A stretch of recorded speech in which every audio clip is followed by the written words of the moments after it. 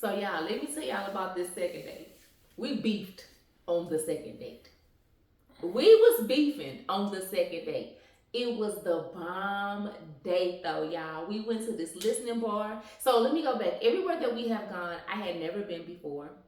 So every experience that I have had with him was an experience I did not have with anybody else. Let me also say that. Let me give him the credit for the creativity. So second date, we went to a listening bar, and I was running late. We had reservations. I was running late, and so I'm calling him, and he is nasty.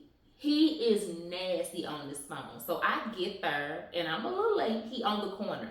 But I call him because I'm trying to figure out where to park. If you've been in Charlotte or you from Charlotte, you know parking everywhere is insane. So he like park over there. So I see that over there is in front of a business. So I'm like, well, you sure? Like, I don't want my car to get towed. The man hang up the phone on me. He hangs up the phone in my ear as I am asking him for instruction. So I park over there, and in my mind, all I keep saying is, if they tow my car, he's paying for this. I'm gonna go home in his car. I'm uncertain of what he's gonna do. So I get out. I definitely got an attitude because he hung up on me, and the whole probably first hour of the date was contentious as hell. I didn't want to be touched. I didn't want to be talked to. I was because he hung up on me, and I didn't appreciate that. So that's my version of the contentious date. What's your version? What happened that night? Okay, you was late. I already said that. You was about 20 minutes late. It was not 20 minutes. It was more than 15. It was like 13. So I'm always early. I'm on time. So I gets there and I asked the hostess if it's okay to park over there because it was 2 spaces over there before you got there. And the girl told me, yes, it's okay to park over there. Okay, cool. I'm steady waiting on you to get there.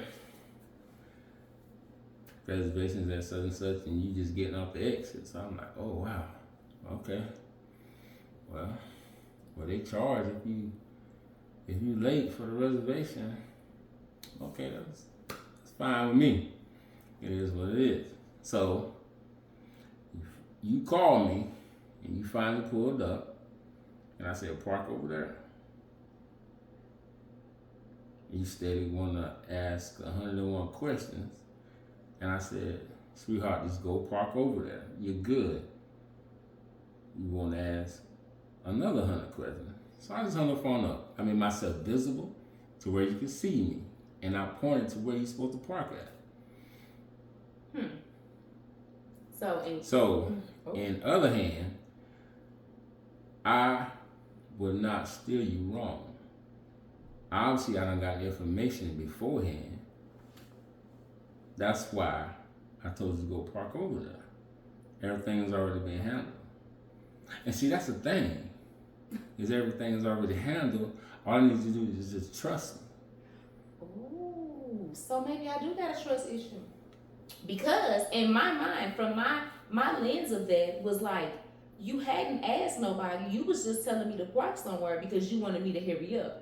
Because you was worried about your car being charged. And so I was like, again, are you sure? Like this, they had signs up that said like, do not park here. So I don't feel like initially I didn't feel like me asking you was me doing anything wrong, and I'm looking at a sign that says like, will tow. To hear you explain it does seem as if I should have, I will say I should have known then, but like now I know, like if you say you're gonna do something, you're gonna do it. I know now, like you were going to do your very best to like anticipate the need. So like now if you told me to do it, I would do it and wouldn't question you. But like I didn't know you. It was only the second date. You could have got my car towed. Then what was we gonna do? I would pay for it, point blank period. But the whole matter of it is I could have parked there, but I didn't park there because I wanted you to have the shortest walk than I did. I parked further down the street at the end of the street and walked up. So whenever we would leave, I just had to walk you across the street to your car. Okay. And you good. So let me address what we know and what we absolutely bump heads about now. We are like the opposite in a lot of ways. I am a city girl, and I never thought I was a city girl because when I think of city girls, I think of like young, hip, turned up, just outside girls, and that's not me. But compared to you, because you are a 100% country boy, like out there in the dirt with like the little hay thing, the straw coming out your mouth, and you're chewing on it, and you're barefoot in your overalls. Like, you are a country boy, and I am the total opposite. Like, how does that work? Because you mentioned like your grandmother and your mother and your aunts, and everybody's married, and I would assume that everybody is, country like you, like the same, upbringing and foundation. And I'm the opposite of that. Like, I'm loud and rowdy, and I'm fast paced, and I'm let's go, let's go, let's go. How does that work? Because you like, slow down. We ain't gotta go nowhere. We ain't gotta talk about it. It's okay. Like, our energies are total opposite. I don't think our energies are total opposite. I think that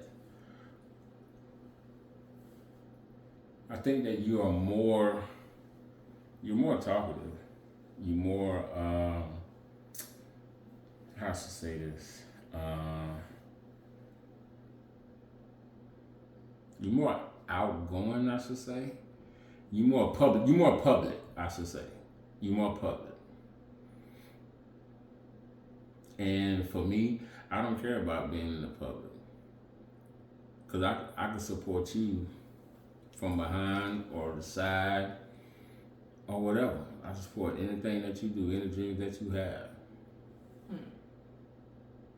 Okay. I don't need to be in the forefront all the time and all this and that. I don't care about none of that. The only thing I care about is if you are safe, and if you are good, and if you are happy.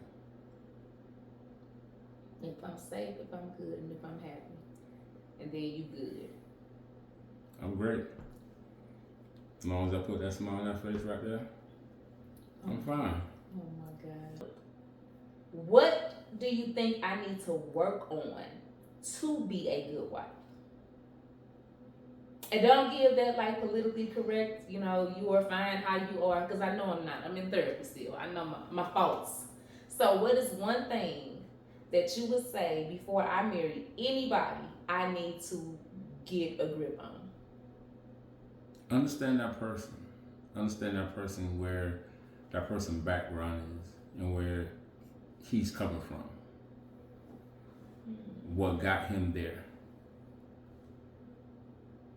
So you think like I don't ask the right questions, or I don't dig deep enough? Like, how do I understand a person's background and this, that, and the other if they not like telling me? Like, I won't know to say, do you have trust issues? Like, I won't know to say those things. So how would what is your suggestion on how I do that?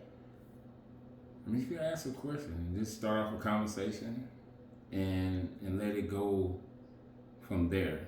Not like you don't talk to me about what's going on with you and things like that, because you never know what that person has been through. You don't know what has got him to that point. See, so I understand what you're saying. I'm not negating no, don't shake your head. I really promise I do.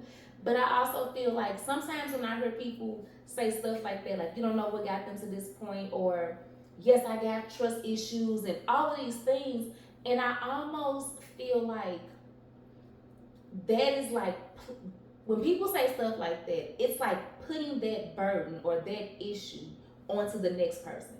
Because like, if you have trust issues, you don't have trust issues because of me. I'm not the reason why you don't trust women or people. Like, I've done nothing to you. So like, why do I then gotta like earn your trust because somebody else broke it, or like with the whole, you know, be mindful, which I agree I have to be a little bit more of it, but like be mindful of like what you say or how you respond to certain things because you don't know what somebody else has been through. So now I gotta tiptoe around another adult because I don't know what they going through that they ain't told me about. So I'm supposed to assume that something is wrong in your life. And so I gotta tiptoe around this imaginary something to make sure that I don't trigger you or hurt you, even though you ain't told me that nothing is triggering you or hurting you.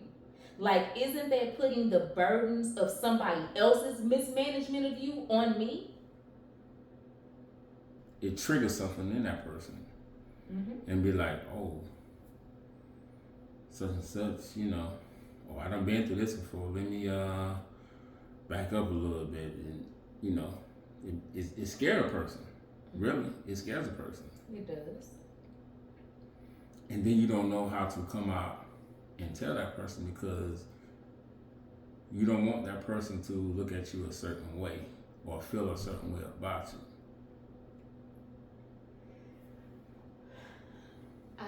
I agree.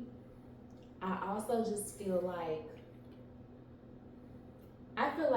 and I won't even say our, I will say me.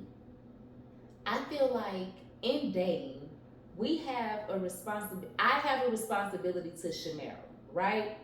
If like something you did the other day triggered the fuck out of me, like triggered, like I was like, oh, I'll go home. I ain't gotta talk to this nigga no more. I know you lying. Like you triggered me, and I absolutely felt the way. However, I then said, yes, you are triggered. Like, yes, this happened. This is why this happened. I can very well connect the dots. But how fair is it for me to mistreat you because you triggered me and you had no idea you triggered me? Like, again, that's not on you. Me being triggered by something that somebody did to me 10 years ago, but now I'm taking it out on you. It's not your burden to bear. It actually is mine. It's my responsibility to say to you, this happened to me. This is a trigger for me. And the thought would be if you care about me, love me, like me, anything but hate me, that you would be intentional to not trigger me again. But I'm so big on what people don't know. People cannot do what they do not know. You don't think that, again, yes, I think it goes with the learning people and, you know, taking the time to get to know them. But you don't think that your responsibility is to open up, like, to see, like, because I feel like, too, if I tell you this triggered me and you keep doing it, you don't give a fuck about me. You don't care about me. Maybe once because it's a habit for you, maybe twice it's a habit. But if I tell you it triggers me, but it's still a regular part of your daily life, then you don't care about me. If I tell you it triggers me and I see you like going out of your way, okay, oops, I may have did it, but I'm so sorry, I didn't mean to. If I see you taking accountability for that and trying to not trigger me or even help me through it, then I know you care. So like, who responsibility really is that? It's the person's responsibility. Right, so it's on you to tell me what triggers you. Like, how would I know? Absolutely. I agree with that 100%. Because you sounded like you didn't at first. No, I absolutely agree with that 100%. So then what did you mean when you were like, I need to learn you more, or learn just people in general, because you didn't say you, but I need to learn more. Like, do you think that people need to open up more? Because I also think that that's an issue when dating. People, and I get it, people have been hurt, like, and some people are just not, I'm an open book. I do not give a hoot. But everybody is not like that, thank God. But like, do you think that people, of course you're not telling everybody your life story on date 1 or date 2. But after, you know, okay, it's been a month, okay, it's been 2 months, I really like them, I can see myself growing with them. At what point do you think it's time to have those deep, dark, ugly conversations? That once you are feeling a person and that you can trust that person, you open up to them. And you can slowly let them in and let them know your life part. Because the person don't know what triggers you if you don't tell them. Okay. So let me switch gears. We're gonna wrap this up because y'all, this is being recorded at a whole different time than what you will see it because his schedule is insane. I thought my schedule was insane. his schedule is insane. So like, yeah, it's way past our bedtime. Let me just say that. So, what is a non-negotiable for you? Like whenever you find whoever you are going to marry, what is one thing that this woman has to have or do? You know, what is a character trait of your wife? A woman that's intentional. Now, I never heard men say that. You always hear women say that. What do you mean? Intentional. Letting you know that it is you that I'm seeking. And only you. Oh, okay. Put you to aware that no other person can have access to me but you. Oh. Being intentional with you. Like Mm. letting you know that you are that one. Mm. Okay. Do you think that you're intentional? Very. Very. Okay. My non-negotiable is a man's relationship with God. I'm not coming off of that. Like I say all the time, like you don't gotta go to church like me because I really be ODing sometimes, depending on where I am in life. But like, I'm gonna go to church on Sunday. I'm not skipping church to go to brunch. I'm not skipping church because the football game is on. Like I'm probably gonna do Catalyst on Friday. I'm gonna do prayer in the park on Saturday. I'm gonna go to church on Sunday. I'm gonna do a group Monday, Tuesday, Wednesday. And I feel like because I am so immersed in church and in my faith and in my spiritual walk, that a man that does not have that type of background or foundation, like he's gonna hate it here because that's what I do and I'm not gonna not do it. So I feel like for me, the biggest non negotiable now is a man's prayer life. I need to see the fruit. Like everybody can be, I believe in God. Okay, show me what that look like. Like what is that? Like what is the fruit of your relationship with God? So like I think that's my big non-negotiable. I would never marry a man who does not have a relationship with God, who does not go to church, who does not tithe, who does not serve. Like again, you ain't gotta be like over the top or extreme. You ain't gotta be like the pastor or nobody, but like you gotta be a member. Like you gotta be in the room. You got to be in a building at least sometimes. So that's my non-negotiable. So Would you marry a man that make less money than you? I absolutely would. I absolutely would because for one, I think something that I've never thought about before is like, I, Jesus. I've met a lot of men that make a whole lot of money that were assholes, that were really just not nice guys, and a lot of them were not nice guys because they knew like they were the rarity. You know what I'm saying? Whether it was our age, our location, they knew that they were like sought after because they had the money or this, that, and the other, and they were jerks. And one of the things that I am looking for now outside of the relationship with God is I am going to marry a kind man. I've never even dated a kind. I don't even know kind men. Let me be clear. I mean, not you, but like in general, like I don't. Like there's a difference between nice and being kind. There's like I want a kind man. I want a man. Tiana Taylor, I think, said, and I don't know what that man name is that she dating, Aaron somebody, but she said that he handles her like a cup of tea. Like you know, when you got tea, you gotta walk slow so you don't spill it. It's real dainty. It's real. I want a man to handle me like that because I am a rougher girl, way softer than I used to be. But like I gotta fix your face, fix it. I got a little edge to me, right? But I've told people before, the edge to me, a lot of it is my personality. Let me be clear, but a lot of it is I didn't have a choice but to be rough. I didn't have a choice but to be hard. I was, you know what I'm saying? I'm a single mother in terms of it was just me and my son in the household. Not a single mother in terms of supporting this, that, and the other. But like I'm raising a son.